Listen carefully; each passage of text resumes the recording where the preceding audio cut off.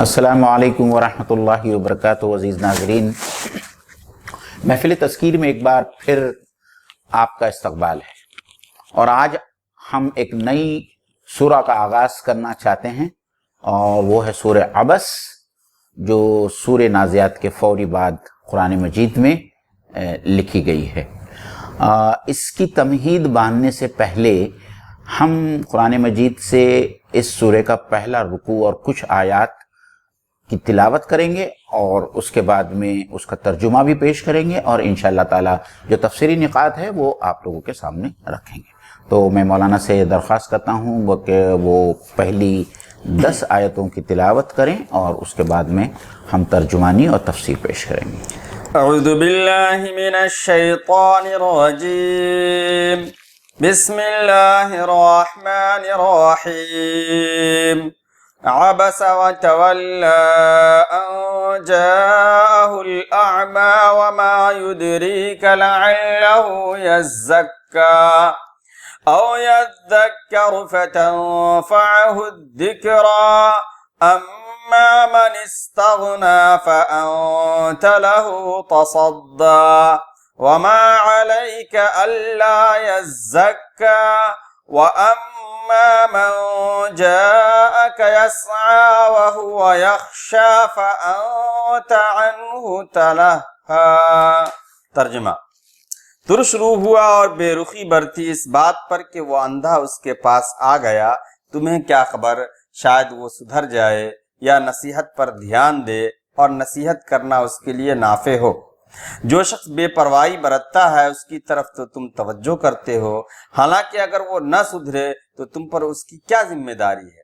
اور جو خود تمہارے پاس دوڑا آتا ہے اور وہ ڈر رہا ہوتا ہے، اس سے تم بے رخی برتتے ہو۔ اس سورت کا نام عبس ہے، اور اس سورت کے پہلے ہی آیت سے اس کا نام ماخوذ کیا گیا۔ جی ماخوذ ہے۔ سورہ عبس نبی پاک صلی اللہ علیہ وسلم پہ جو نازل ہوئی ہے، یہ ابتدائی زمانے میں نازل جی لیکن ابتدائی زمانے کے شروع اسلام میں ہے یا درمیان کے اوقات میں ہے، اس سے کیسے پتہ چلتا ہے؟ دعوت کے ابتدائی مرحلے میں یہ سورہ نازل ہوئی ہے۔ اس سورہ کے شان نزول کے بارے میں جو روایتیں ہم کو ملتی ہے تفاسیر میں، اس روایت کو ہم سمجھتے چلیں۔ اللہ کے رسول صلی اللہ علیہ وسلم اپنے گھر میں سرداران قریش کے ساتھ میں بیٹھے ہوئے ہیں، اور اسلام کی دعوت ان کو دے رہے ہیں اور ان کو سمجھانے کی کوشش کر رہے ہیں، اور اسی اثنا حضرت عبداللہ ابن مکتوم جو نابینا صحابی ہیں، وہ اللہ کے رسول صلی اللہ علیہ وسلم کے گھر آتے ہیں، اور وہ آپ صلی اللہ علیہ وسلم سے کچھ پوچھنا چاہتے ہیں۔ تو جیسا کہ ہم دیکھ رہے ہیں کہ سرداران قریش، اور روایت میں جو نام آتے ہیں اس میں ابو جہل کا نام ہے، شیبہ کا نام ہے، عتبہ کا نام ہے، امیہ بن خلف کا نام ہے، مطلب یہ تمام وہ دشمنان اسلام تھے جو اللہ کے رسول صلی اللہ علیہ وسلم کے گھر میں اس وقت موجود تھے۔ تو اس سے صاف بات یہ ظاہر ہوتی ہے کہ یہ دعوت کا ایک ابتدائی مرحلہ تھا، جب تک دشمنی اتنی نہیں بڑی تھی، اور یہ سرداران قریش اللہ کے رسول صلی اللہ علیہ وسلم کے گھر پر آتے جاتے تھے، اور اسی سے جو ہے اس کا نزول کا وقت جو ہے کا تعین ہوتا ہے۔ حضرت عبداللہ ابن ام مکتوم رضی اللہ تعالیٰ عنہ، یہ اس وقت آیا جب کہ آپ صلی اللہ علیہ وسلم خطاب کر رہے تھے ان لوگوں کو، اور آپ صلی اللہ علیہ وسلم کو ان کا آنا ناگوار گزرا، اور یہ فطری بات ہے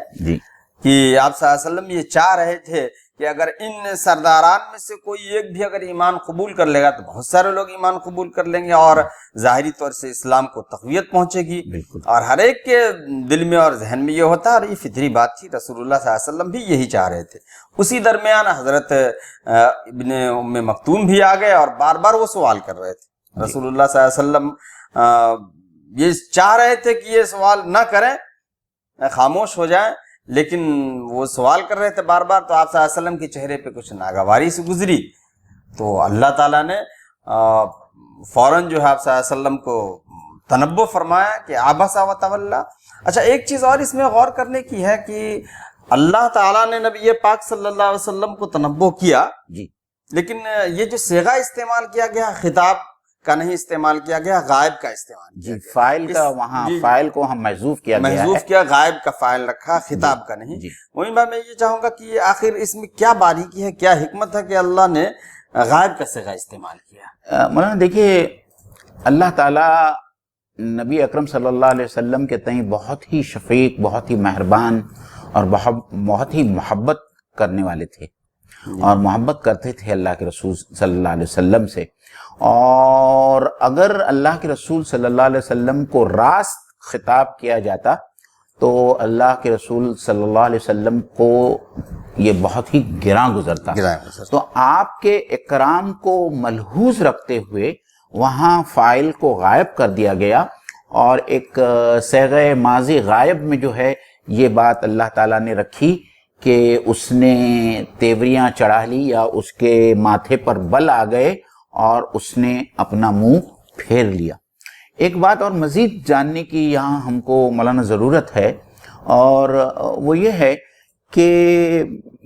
حضرت عبداللہ ابن مکتوم چونکہ نابینا تھے، ان کو یہ نہیں پتا چل سک رہا تھا کہ آپ صلی اللہ علیہ وسلم کے ساتھ میں کون بیٹھا ہوا ہے اور اس نشست کی اہمیت کیا تھی، اور یہی وجہ ہے وہ خود اپنا تزکیہ کرنے کے لیے آئے تھے۔ ان کے پاس میں کچھ سوالات تھے جس کے جوابات وہ اللہ کے رسول صلی اللہ علیہ وسلم سے جاننا چاہتے تھے، تو اس معاملے میں تو وہ معذور تھے۔ اور اللہ کے رسول کی طرف آپ دیکھیے کہ نبی ہونے کی حیثیت سے ہر نبی یہ چاہتا تھا کہ وہ کسی طریقے سے اپنی دعوت جو ہے لوگوں تک پہنچائیں اور لوگ ان کی دعوت کو قبول کر لیں، اور ان کو بہت تکلیف ہوتی تھی جب لوگ ان کی دعوت کو قبول کرنے سے انکار کرتے تھے۔ اور اس وقت جو جن لوگوں کے نام حدیث میں آئے ہیں وہ تمام کے تمام روسائے قریش اور سرداران قریش تھے۔ تو اللہ کے رسول صلی اللہ علیہ وسلم کے دل میں یہ بالکل فطری بات تھی، اور وہ چاہتے تھے کہ اگر ان سرداروں میں سے کوئی ایک سردار بھی ایمان لاتا ہے، کیونکہ یہ بہت ہی بااثر شخصیات تھی قریش کے قبیلے میں، اگر ان میں سے کوئی بھی ایک شخص ایمان لاتا تھا تو اس کی وجہ سے ہے دوسرے بہت سارے لوگ جو ہے ایمان کے حلقے میں داخل ہو جاتے، اور اس لیے آپ بہت ہی تندہی اور بہت ہی یکسوئی کے ساتھ میں جو ہے ایمان کی دعوت ان کو دے رہے تھے۔ اور حضرت عبداللہ ابن مکتوم جو ہے بار بار سوال کر کے جو ہے اس بات میں جو ہے وہ انٹرپشن ہو رہا تھا، اور اسی وجہ سے جو ہے آپ صلی اللہ علیہ وسلم کو یہ گراں گزرا۔ وہ اعمیٰ کہہ کر کے اللہ تعالیٰ نے یہ بتا دیا کہ یہ معذور تھے۔ لیکن ایک بات اور ہے بھائی، یہ ہے کہ رسول اللہ صلی اللہ علیہ وسلم بھی یہ سمجھ رہے تھے کہ یہ عبداللہ ابن ام مکتوم یہ جان رہے ہیں کہ کسی سے میرا خطاب چل رہا ہے، کسی کو سمجھایا جا رہا ہے، تو ان کو خاموش ہو جانا چاہیے تھا۔ اس لیے بھی چہرے پہ ناگواری کا اظہار فرمایا ہوگا رسول اللہ صلی اللہ علیہ وسلم نے۔ دوسری بات جو غور کرنے کی ہے وہ یہ ہے کہ اس وقت جو سرداران قریش تھے اس میں حضرت عباس رضی اللہ تعالیٰ عنہ کا بھی نام آتا ہے، جس کا ذکر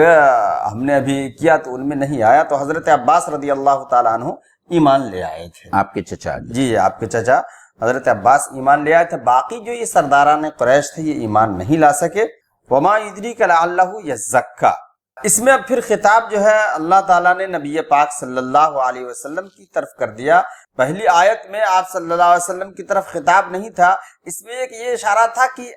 ایک نبی کی شایان شان نہیں ہے۔ غائب کا صیغہ استعمال کر کے یہ بھی ظاہر کیا گیا کہ آپ کے شایان شان نہیں ہے،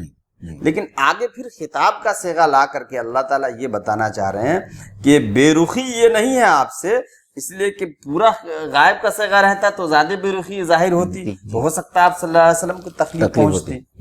ایک بات اور میں اس میں اضافہ کرتا چلوں کہ نبی جو ہوتے ہیں نا وہ کار نبوت کو اچھی طریقے سے اور زیادہ سے زیادہ لوگوں تک پہنچانے کے لیے پریشان رہتے ہیں، اس لیے بعض آیتوں میں ہے لعلک باخع نفسک علی آثارہم، اور یہی وجہ ہے کہ حضرت موسیٰ علیہ السلام کو جب اللہ تعالیٰ نے کوہ طور پہ بلایا تھا تو وقت سے پہلے پہنچ گئے تھے، تو ان کو بھی سرزنش کی گئی تھی، انہیں بھی 30 دن کے بجائے 10 دن کا اور اضافہ کیا گیا، پھر قوم ان کی جو ہے گمراہی میں پڑ گئی، اس کے لیے بھی اللہ تعالیٰ نے کہا آپ پہلے آ گئے۔ انہوں نے کہا بھی کہ ہم تو اس لیے پہلے آ گئے لعلک کا ترضا، کہ آپ مجھ سے راضی ہو جائے۔ نبی پاک صلی اللہ علیہ وسلم کی بھی دلی خواہش یہ تھی کہ وہ زیادہ سے زیادہ لوگوں تک پیغام پہنچائے۔ گویا کہ خلاصہ کلام یہ ہے کہ کار نبوت کی جو حد مطلوب ہے اس سے زیادہ تجاوز کر رہے تھے نبی پاک صلی اللہ علیہ وسلم، اس لیے اللہ نے تسلی کے لیے بات اللہ نے کہی۔ بہت ہی محبت سے ان کو ٹوکا۔ میں نے یہ لفظ ایک تفسیر میں پڑھا اور مجھے بہت پسند آیا کہ اللہ تعالیٰ نے اپنے نبی کو بہت ہی محبت آمیز انداز میں اس بات سے ٹوکا۔ جی تو اللہ تعالیٰ نے یہ کہا کہ آپ کو کیا پتا کہ شاید آنے والا شخص جو ہے یہ تزکی اختیار کرے یا تذکر اختیار کرے، اس سے بھی آپ صلی اللہ علیہ وسلم کے عذر کو ظاہر کیا جا رہا ہے کہ آپ کو کیا پتا، جی یعنی آپ کو یہ بھی نہیں معلوم ہے کہ یہ سرداران قریش میں سے کوئی ایمان لائے گا کہ نہیں، اور آپ کو یہ بھی نہیں پتا تھا کہ یہ جو نابینا آئے ہیں یہ تزکیہ اختیار کرے گا، تذکر اختیار کرے گا۔ اس آیت سے بھی رسول اللہ صلی اللہ علیہ وسلم کے عذر کو گویا کہ اجاگر کیا جا رہا ہے۔ مفسرین نے یہ جو دوسری آیت ہے او یذکر فتنفع الذکرى، کہ اللہ کے رسول صلی اللہ علیہ وسلم کے پاس میں دو قسم کے لوگ آتے تھے۔ ایک تو وہ لوگ آتے تھے جو خود کچھ سوال پوچھنا چاہتے تھے، یا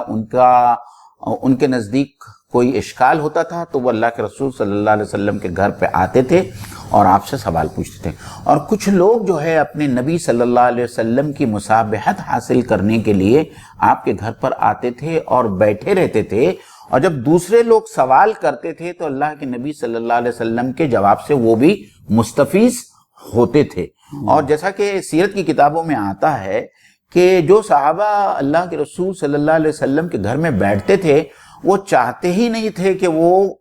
آپ کو چھوڑ کر آپ کے گھر سے نکلیں، اور باقاعدہ اللہ تعالیٰ کو ان صحابہ کو تنبیہ کرنا پڑی، اور اللہ نے یہ کہا کہ میرا رسول بہت شرمیلا ہے اور اس کو گراں گزرتا ہے تمہارا بیٹھنا اس کے گھر میں اتنی دیر، لیکن وہ تم کو کچھ کہہ نہیں سکتا، لیکن میں تم سے کہتا ہوں کہ تم کو جتنی دیر ضرورت ہے اتنی ہی دیر تم بیٹھو، اور تمہارا کام ختم ہو جانے کے بعد میں تم نبی کے گھر سے نکل جاؤ۔ جی تو گویا کہ رسول اللہ صلی اللہ علیہ وسلم کے پاس دو قسم کے لوگ آیا کرتے تھے۔ اس کے بعد اما من استغنا فانت له تصدی، اللہ تعالیٰ نبی پاک صلی اللہ علیہ وسلم کو توجہ دلا رہے ہیں کہ یہ جو افراد ہیں، سرداران قریش ہیں، جو کبر و غرور میں مبتلا ہیں، جو آپ کی بات کو توجہ سے سنتے بھی نہیں ہیں، ان کے لیے تو آپ ان کے پیچھے پڑے ہوئے ہیں کہ کسی طریقے سے ایمان لے آئے۔ وما علیک الا یزکا، اس کا پھر دیکھیے کیا انداز ہے، اس میں پھر تسلی دی جا رہی، یہ احساس دلایا جا رہا رسول اللہ صلی اللہ علیہ وسلم کو کہ اگر یہ ان میں سے ایک بھی ایمان نہیں لائیں گے تو آپ کے اوپر کوئی جوابداری نہیں، یعنی وما علیک الا یزکا، اگر یہ ایمان نہیں لاتے ہیں تو پھر آپ اس لیے پریشان کیوں ہو رہے ہیں؟ یہ آپ کی ذمہ تو ہے نہیں کہ زبردستی ایمان کو گھول کر پلا دیا جائے۔ جی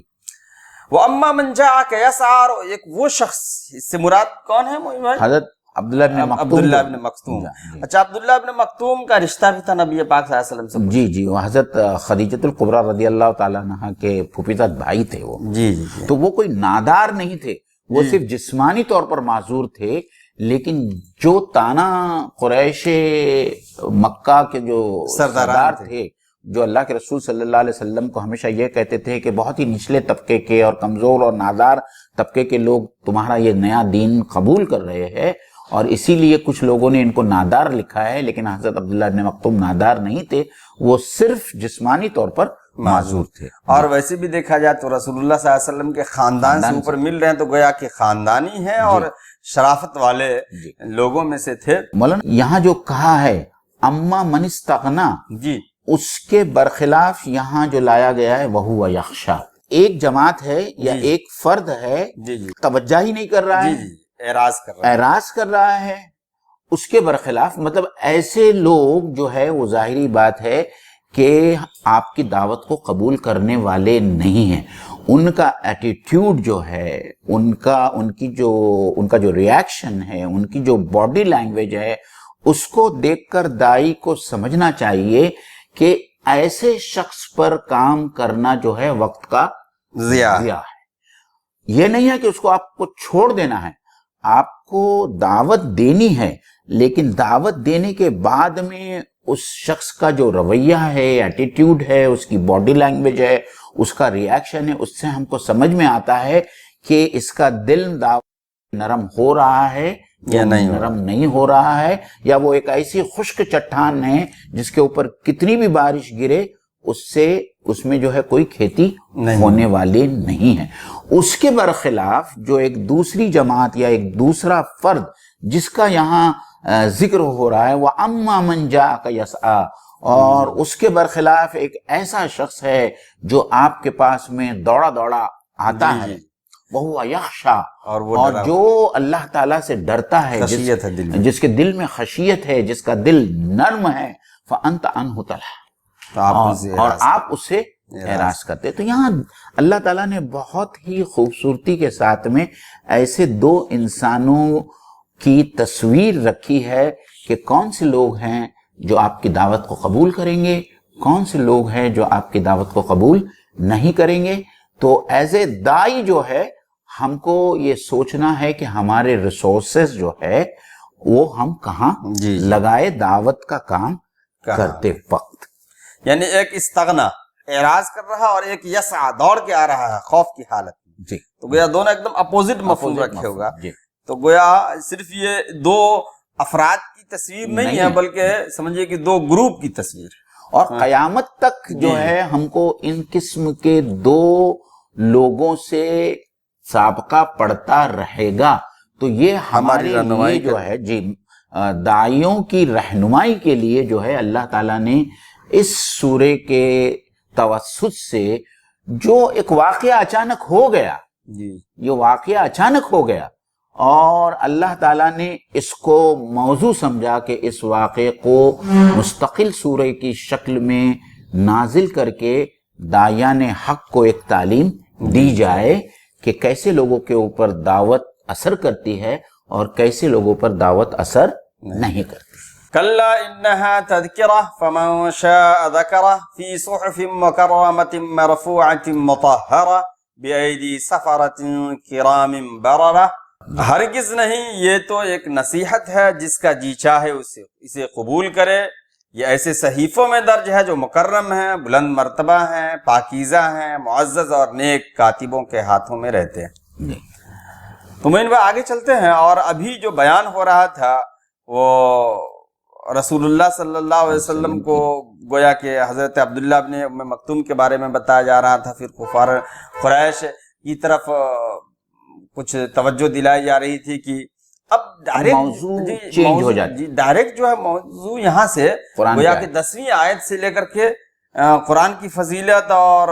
وہ کن ہاتھوں میں ہے اور کیا اس کا مرتبہ ہے، کیا اس کا شان ہے، یہ ڈائریکٹ کیوں ادھر توجہ فرمائی گئی؟ دیکھ، ہم تو اس کو ان تمام آیات کو سمجھنے کی کوشش کریں گے۔ اللہ تعالیٰ نے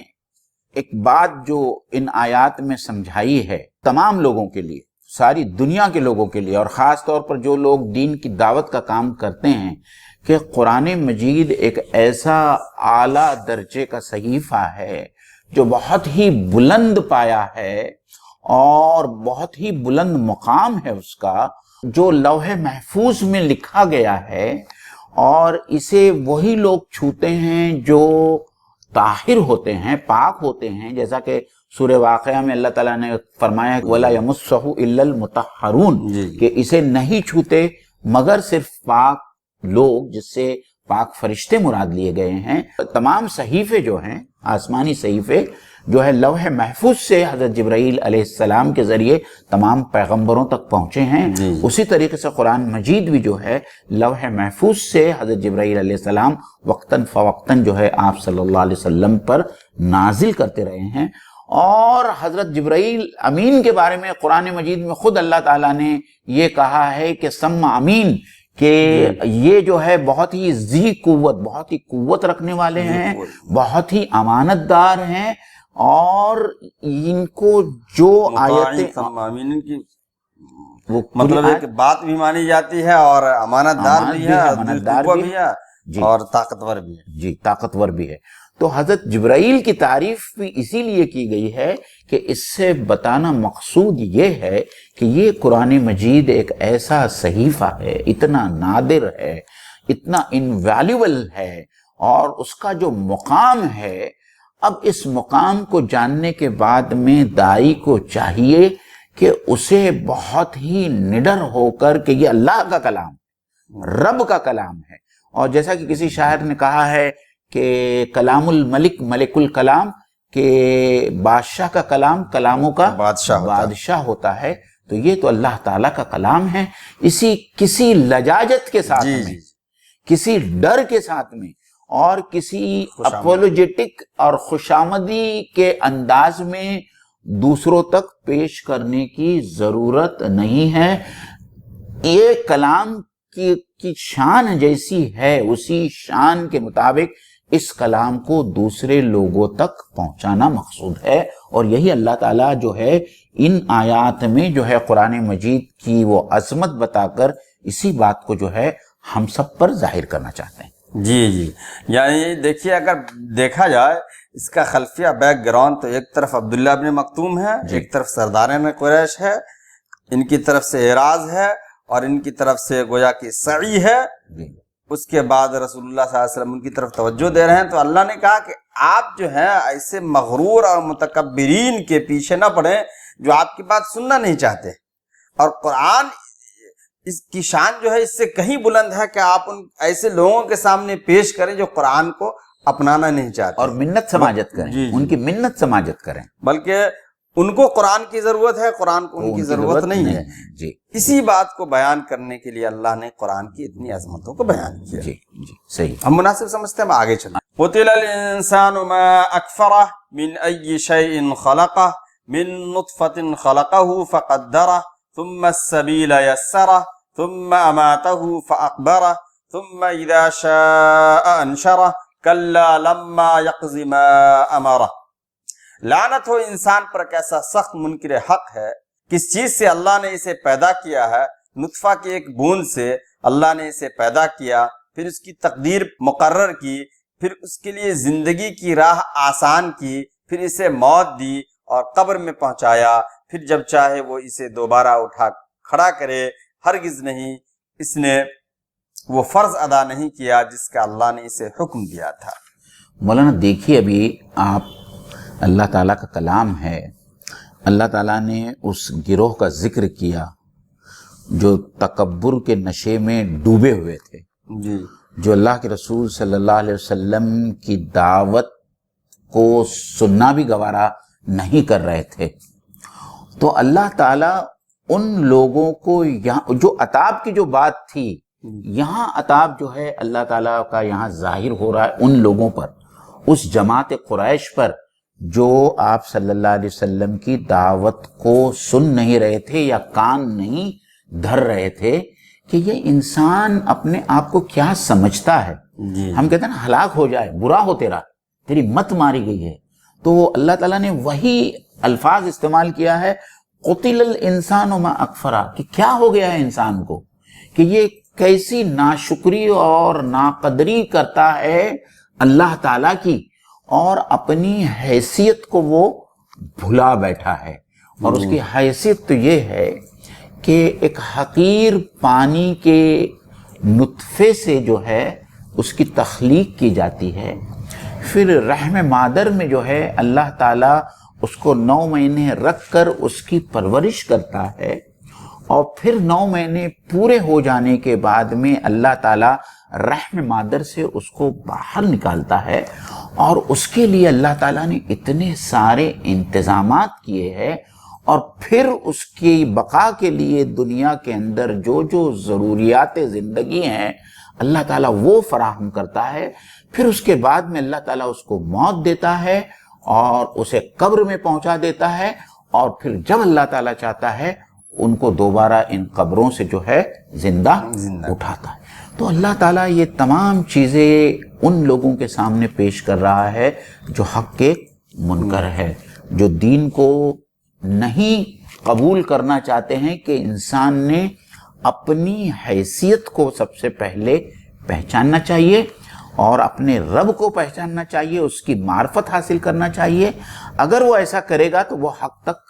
پہنچ جائے گا. جی جی. تو اس میں کچھ باتیں ہیں جو زیادہ مزید جو ہے تفصیلات چاہتی ہیں، میرے خیال سے ہم اس کو سمجھنے کی کوشش کریں گے. گویا کہ یہ جو ہے اصل عتاب جو ہے وہ ان لوگوں کی طرف تھا، کفار قریش کی طرف. ایک بات اور میں اس میں بتاؤں کہ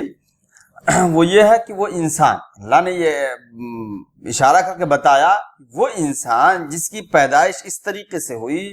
اور نطفہ قرار پانے کے بعد پھر اللہ ہی اس کو طے کرے گا کہ یہ کتنے دنوں کے بعد دنیا میں آئے گا، کتنے دنوں تک دنیا میں رہے گا، اس کے جسم کے اعضاء کیسے ہوں گے، کس سائز کے ہوں گے، کیا کھائے گا، دنیا میں کیا کمائے گا، کیا نیکیاں کرے گا، کیا برائیاں کرے گا. یعنی لمحے لمحے کے لیے اور چھوٹی سی چھوٹی چیز کے لیے، چھوٹی سی چھوٹی حرکت کے لیے یہ اللہ کی لکھی ہوئی تقدیر کا محتاج ہے.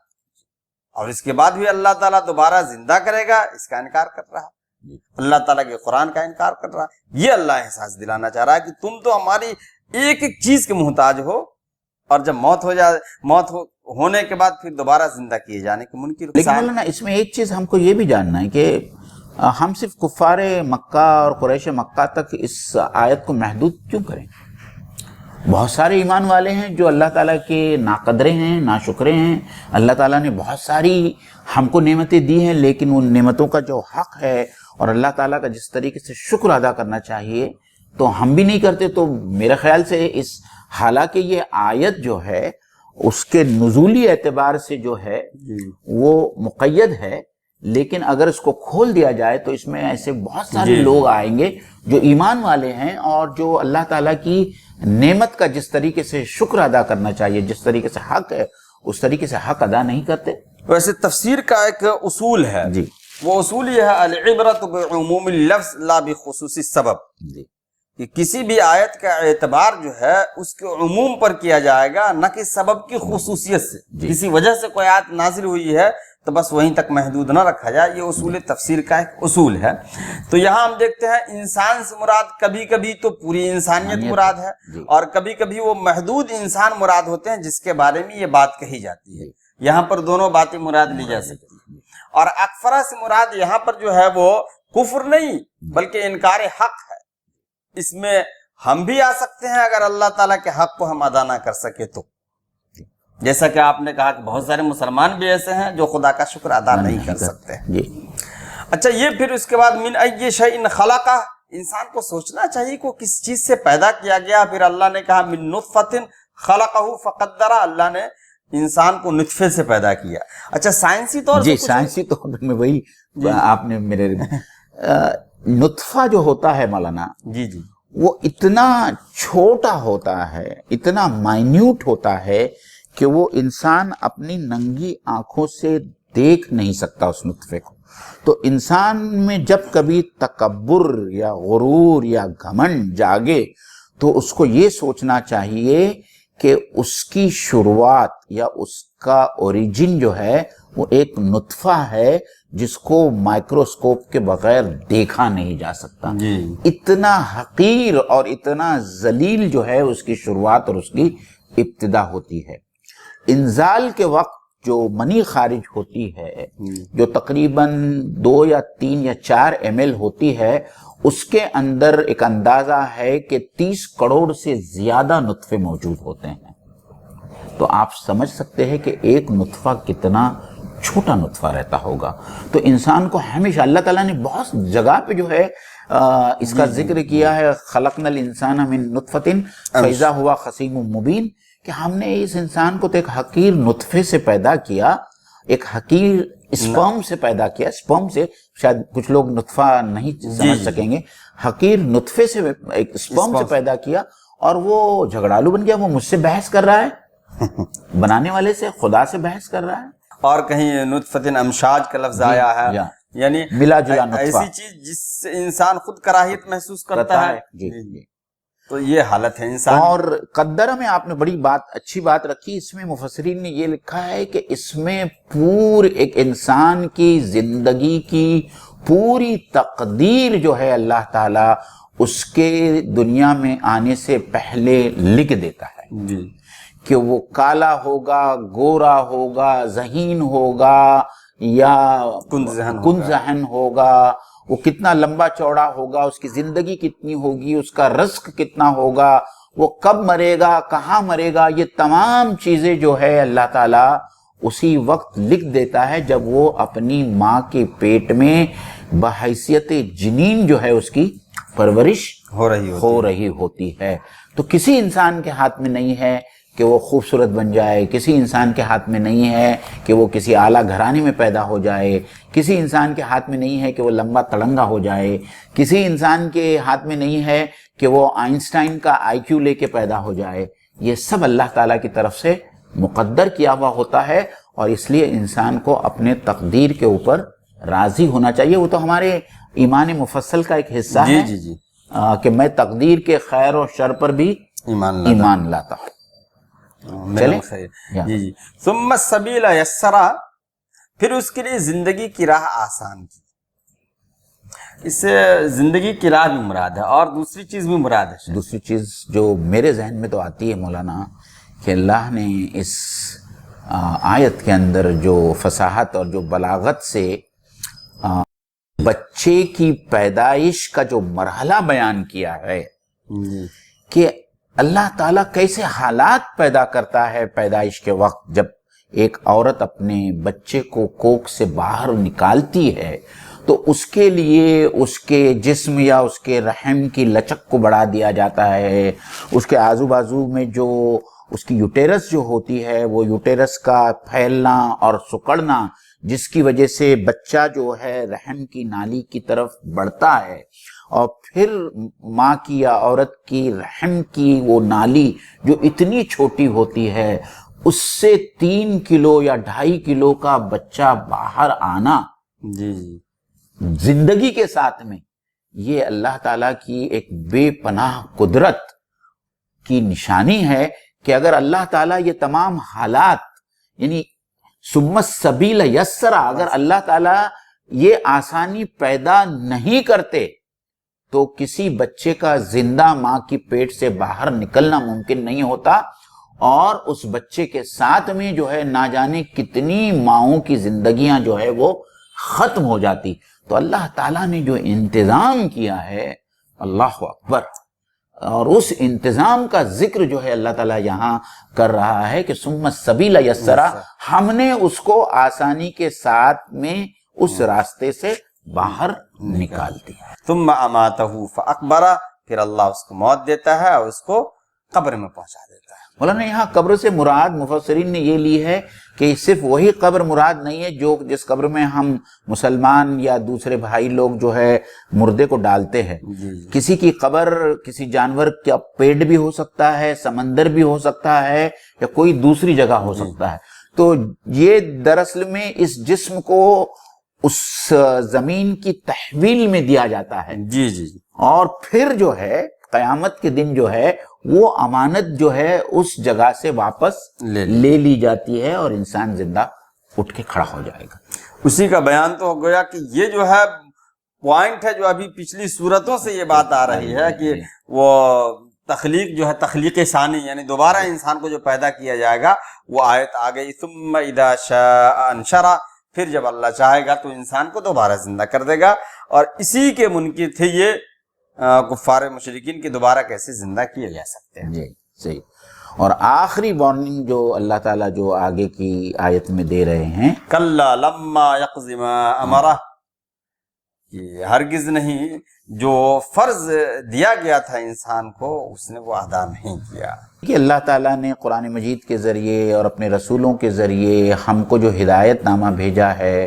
اور جن چیزوں کا کرنے کا حکم دیا ہے، جن چیزوں سے اللہ تعالیٰ نے روکا ہے، انسان کی یہ حالت ہے کہ اللہ تعالیٰ کے اس حکم کو وہ نہیں بجا لاتا، اور سراسر جو ہے وہ نافرمانی پہ نافرمانی کیے جاتا ہے، یہاں تک کہ وہ جو ہے موت اس کے سامنے کھڑی ہوتی ہے، وہ مر جاتا ہے، اور مرنے کے بعد میں اپنے آپ کو جو ہے اللہ کی عدالت میں، اللہ کی عدالت کے کٹہرے میں جو ہے وہ کھڑا پاتا ہے، جہاں اس کو اپنے پورے زندگی کے کیے دھرے کا جو ہے حساب اور کتاب جو ہے دینا ہوگا۔ تو یہ میرے خیال سے اس سورے کا نصف تھا، اور انشاءاللہ تعالی آگے کی آیتوں کا ہم اگلی نشست میں آپ کے سامنے اس کی تفسیر پیش کریں گے۔ آپ تمام لوگوں سے التماس ہے کہ ہر جمعرات کو 9:30 بجے محفل تذکیر میں آپ شریک ہوں۔ جن لوگوں نے ابھی تک اس چینل کو سبسکرائب نہیں کیا ہے وہ اس چینل کو سبسکرائب کریں، اور اس دعا کے ساتھ میں کہ اللہ تعالی ہمارا شمار ان لوگوں میں نہ کریں جو اللہ تعالیٰ کے احکام کی نافرمانی کرتے ہیں۔ اللہ تعالیٰ ہم لوگوں کو ان لوگوں میں بنائیں جو وَهُوَ يَسْعَى وَهُوَ يَخْشَى، جو اپنی تزکیے کے لیے جو ہے ہر دم جو ہے گرم جوش رہتا ہے، اپنے تزکیے کے لیے موقع ڈھونڈتا ہے، اور جو ہمیشہ جو ہے اللہ تعالیٰ سے اور یوم آخرت کے حساب سے ڈرتا رہتا ہے۔ اے اللہ تعالیٰ ہم سب کو ایسے جماعت انسان میں جو ہے آپ ہم کو بنا دے، اور ہم کو بھی آپ سے ڈرنے والا بنا دے اور اپنا تزکیہ کرنے والا بنا دے۔ وآخر الدعوانا ان الحمدللہ رب العالمین۔ السلام علیکم ورحمۃ اللہ وبرکاتہ۔